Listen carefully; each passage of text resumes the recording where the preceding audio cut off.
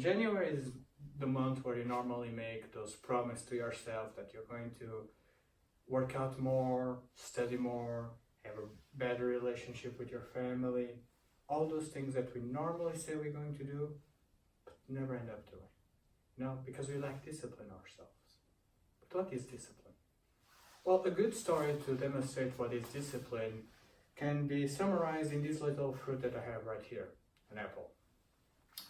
And what do I mean by this? In the story of Adam and Eve, there are three characters that play very important roles.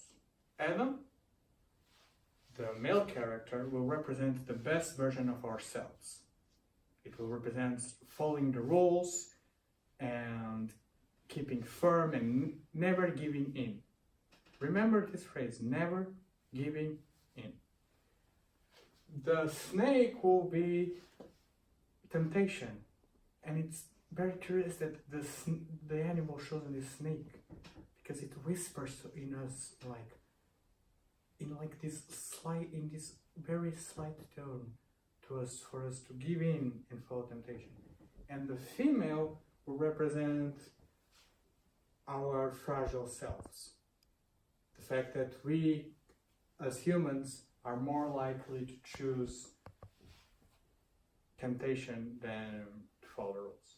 Now, I don't want you to think that discipline is only following the rules. I want you to think as that discipline is basically trying to better ourselves, to become a better version of ourselves. And that does involve rules. That discipline is not only rules. Now, how can we become more disciplined? In fact, there are three different things that we need to know to become more disciplined.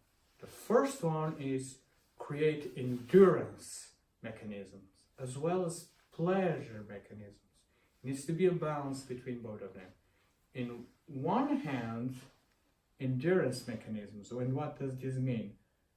Things that will help us stay between the lines, things that make us actually follow the rules. For example, if you are a person that tends to wake up late, you will set up alarms. And if those alarms don't work, you will make those alarms further from the bed. So you have to stand up. Things that make us actually follow the rules correctly. However, as a side note, do not be obsessed by these endurance mechanisms. Because if one day they fail you, or you don't have them, and you just spiral into complete temptation, that's not discipline.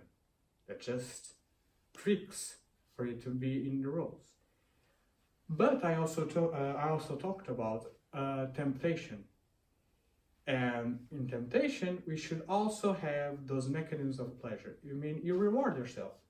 Like Dr. Skinner said, a famous psychologist, the best way to learn to do something is by rewarding yourself after.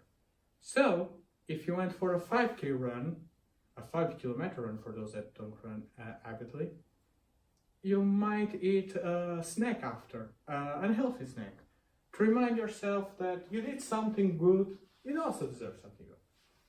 Second thing, I want you to realize that it's easy to give in. However, as I stated before, don't give in. Biology is against you. For example, when you run a lot, you burn a lot of calories. And if, for example, you return home, you see a cheesecake, and you eat it, and you're like, oh, energies, this felt great on my body.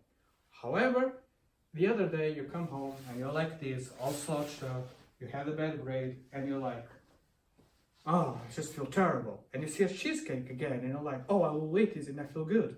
Is your body tricking you? Do not fall for temptation when you are in a bad mood. That's the worst thing for discipline. The third thing I want to talk about is that technology in itself will make hard for you to not give in.